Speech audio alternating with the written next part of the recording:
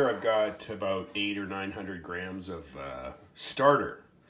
So this started out as 100 grams yesterday. So we added another 100 at the beginning of the day out on the counter. It was in our fridge. We added another 100, so we doubled it. And then we added 200 about 6 hours later. So doubled it again. And then we added 400 just this morning. And you can see that it's bubbling up quite nicely. So we'll be making bread from this. Now, of course, I'm gonna pull some off. I'm gonna pull 100 grams out or 50 grams out, mix it with 50 grams of food to put back in the fridge. And then what remains I will use as a starter to make the bread. Here we've got our starter and it's pretty much at its peak. This is an ideal time to get it in the pan or get it in the bowl and start mixing. So what I've done is I've put an empty bowl on my scale, zeroed it out, and I'm going to put in my starter and see how much we've got. So now we can see we've got 758 grams of starter in the bowl. Go over to the cell that has starter and I'm going to punch in 758. Enter. And what it does is it changes the altered amount here. And so now it tells you how much flour you need, 1432 grams, 749 grams of water, and 37 grams of salt. Now we're going to add the water and the flour, but we're not going to add the salt until another stage. So now I've added my water and my flour, and I'm going to go about mixing this up. Now we're going to do just kind of shred it in there together. I'm not going to really work it where I've got a fine dough ball yet. We're going to let it rest after we've mixed it together. Well, there you see, we've got it all mixed together now, except for the salt. And we're going to let it sit. I'm going to cover it and let it sit for 10, 15, 20 minutes. Meantime, I'm going to get the salt ready. I use this. This is the salt I've been using ever since I started making this bread. So while we're letting the dough rest a little bit, I just want to come back to this and explain. What we usually do is we never know exactly how much starter we're going to have, so that's why we usually enter the starter amount. And then we work off the altered amount column there, and that gives us the proper percentages, weights by grams of flour, water, and salt. And down in the bottom right corner there, you'll see how many loaves you'll get if you're making a 560 gram loaf, which is what we typically make. What if you were short on flour, for example, or you only had a specified amount of flour? What you could do is put in the amount of flour, and then it'll tell you how much starter you need to weigh into it, so it can work the other way around as well. The middle columns there where it says base recipe amount and base recipe percentage amount, that's the kind of my original recipe that I started with. My very first loaves of bread were based on that, and for quite some time that was the exact recipe that I used. Okay, so the beginning of the dough here is rested for about 15-20 minutes. I'm going to split it in two, put it into two bowls because that much dough is a little unwieldy to handle. Okay, so I've split it in two. I don't really have much of a setup here for a camera, so this is the best I can do. And now what we're going to do is we're going to knead this dough. So I got it just on the countertop, no flour, no oil, no water. Just get in there, and you need to know that it's going to be a bit messy, okay? So stretch. You're kneading it, right? We're trying to develop gluten here.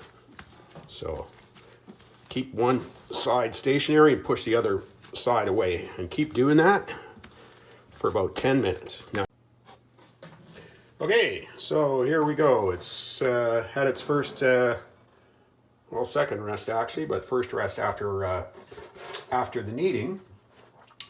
So what we're going to do is in this phase we're going to add the salt. Sprinkling a bit of the salt on right now, and I'll get that worked in.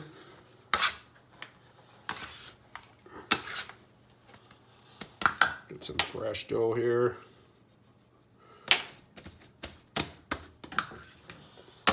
Yeah, I don't know what it is about salt, but salt and dough, I'm telling you, it just does wild things to it.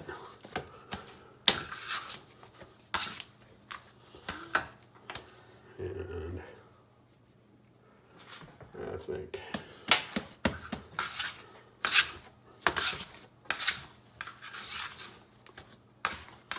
oh yeah, so like no stick at all right now. And I haven't even put all the salt in. It's beautiful. I was scraping the dough off my hands at the end of the last round. It was so sticky. Oh yeah, it's feeling wonderful. You can really tell when you're kneading the dough how it starts to relax. At first it's very resistant, but now it's just kind of smoothing out, relaxing, getting really nice to work. And you can see it's not sticky at all. Well, I mean, it is sticky. Now, I'm going to tell you, when you do get into the really sticky stuff, move your hands quickly, and it tends to come off your skin really nice. I could probably keep going, but I think it's as good as it's going to get for this time around. So what we're going to do is put it back in the bowl, and we're going to cover it up, and we're going to let it rest for a good 10 minutes, and then we're going to come back and we're going to do it all over again. Now, when that happens, you're going to notice that the texture is much different than how you left it. Okay, so this is going to be our last kneading session with the dough, and then we're going to go into something that's called bulking or folding. I don't know what the proper term is, but it's a whole other process. So just get right into it. Start moving this guy around. Ooh, very nice texture.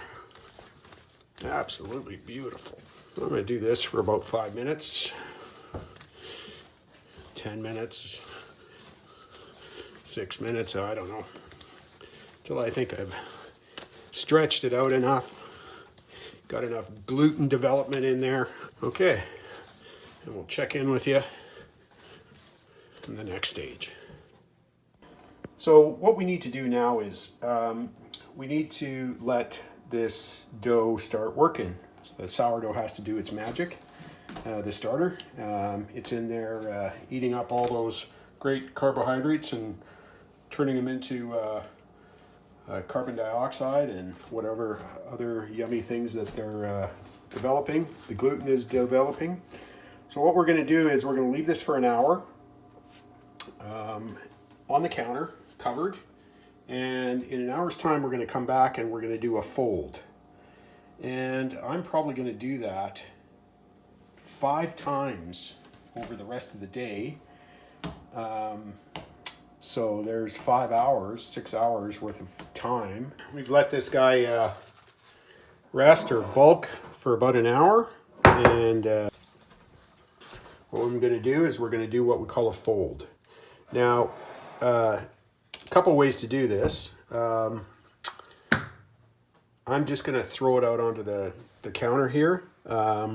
But what we often do is we'll actually smear some oil, I use olive oil, on the counter, just so we're not sticking too much. But I'm going to try it first time around. I'm going to see how the dough is. And you can see, by the way, that there's definitely some structure in this dough, and that'll keep developing. Every time you do this, you'll notice a big difference in what the dough's like.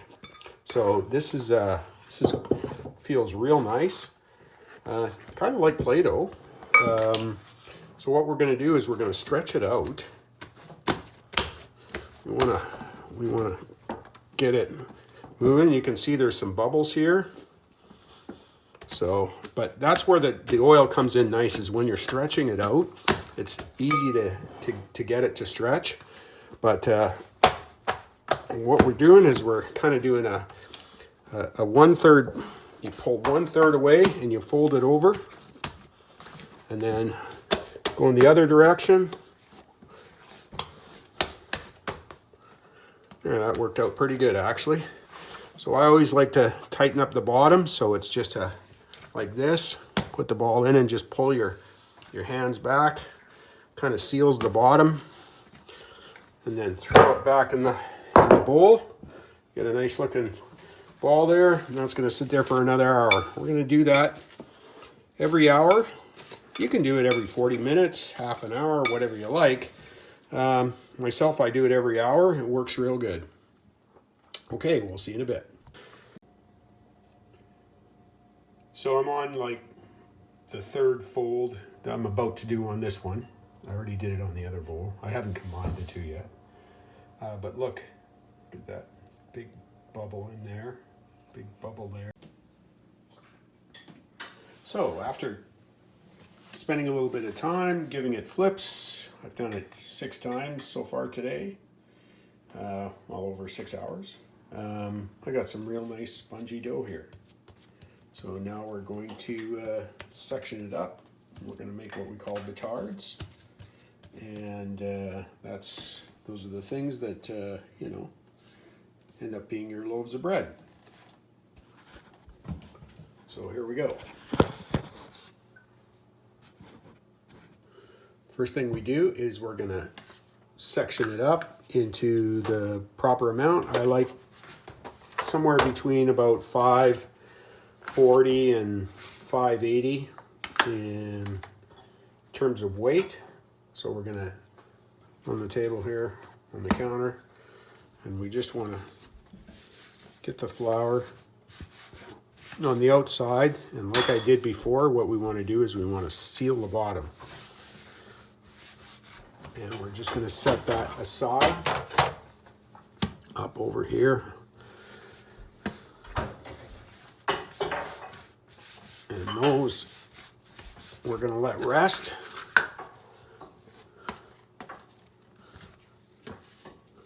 For about 10-15 minutes. Okay, so our dough's had a little time to rest after the pre-shaping. So now we're gonna take these and we're gonna shape them into bread-shaped blobs. I use what's called a banneton. It's this cane thing. Got some linen. You don't have to use this, by the way, but it's what I do. Got some linen in there. Linen's good for putting bread in. Sprinkle a little bit of flour in there. And then we're going to take our little rested dough balls, and it's good. I like to give it a little bit of stretch, because you know what? It's gluten, right? And the gluten, we want those little gluten strands to stretch out a little bit, right? So what I see a lot of people do is the little diaper action, you know? So it's like this,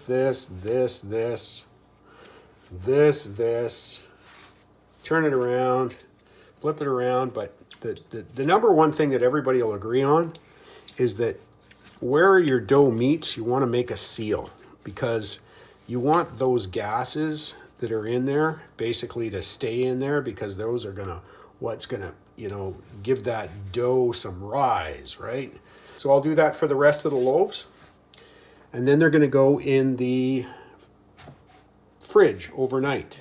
And tomorrow I'm gonna pull them out, and we're gonna let them warm up and proof on the counter, and then we're going to bake them. So we'll see you then.